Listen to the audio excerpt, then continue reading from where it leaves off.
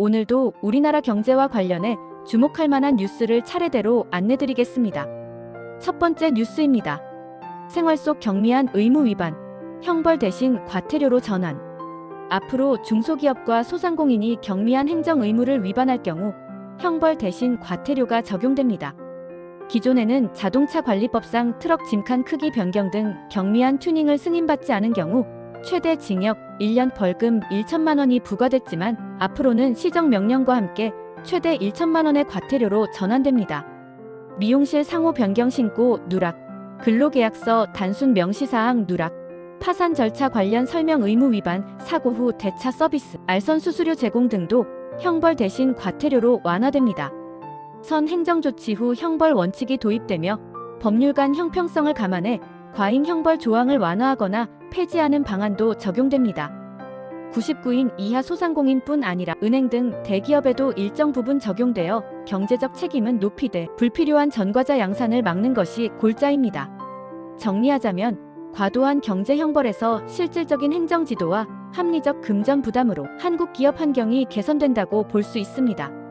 두 번째 뉴스입니다. 100인 이상 급식시설 위반, 형량 완화. 대규모 급식시설에서 조리사, 영양사 미고용 시 기존 징역 3년, 벌금 3천만 원에서 징역 1년, 벌금 1천만 원으로 완화됩니다. 금속가공업체의 소음진동 배출시설 미신고 시 최대 징역 6개월이었던 처벌도 폐지되고 벌금만 부과하기로 했습니다. 외국환거래법상 은행이 고객의 외환계약 합법성 확인을 누락했을 때는 형벌 대신 과징금 제도로 전환합니다.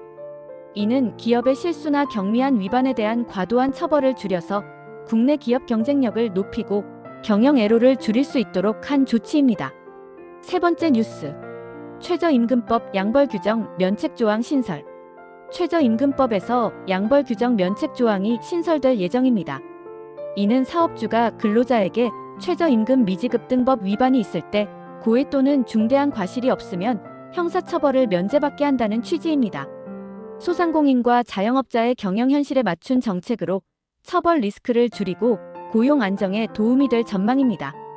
네 번째 뉴스. 환율 상승, 대외 변수에 따른 원화 약세. 미국 연방정부 셧다운 우려 등 대외 불확실성이 고조되며 원달러 환율이 1,405원에 마감했습니다.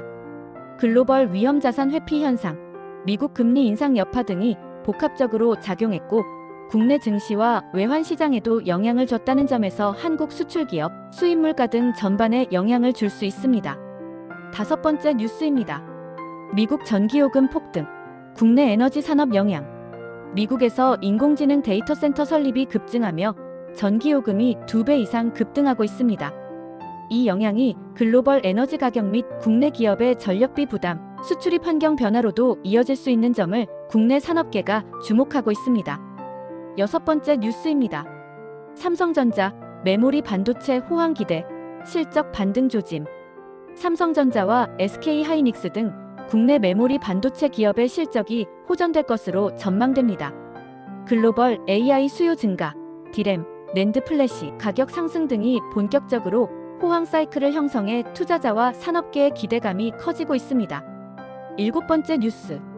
국내 성인 남성 절반 비만, 건강관리 산업 주목.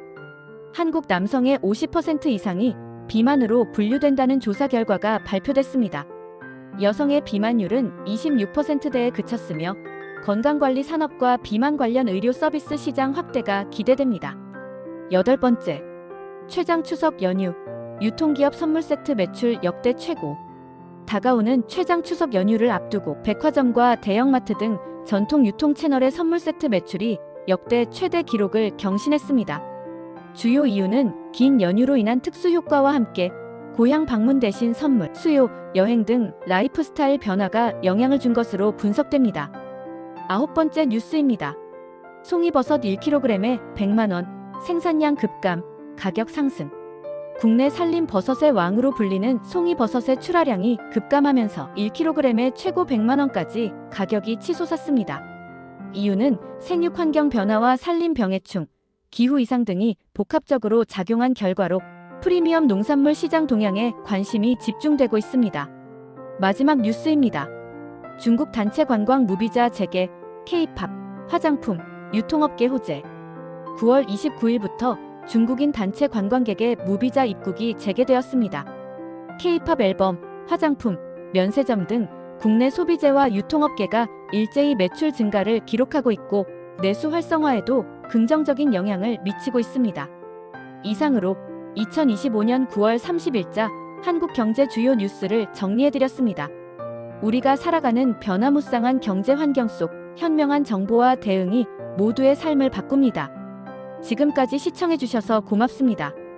모든 뉴스는 24시간 이내 확인된 공식 뉴스 기사 본문에 기초했습니다.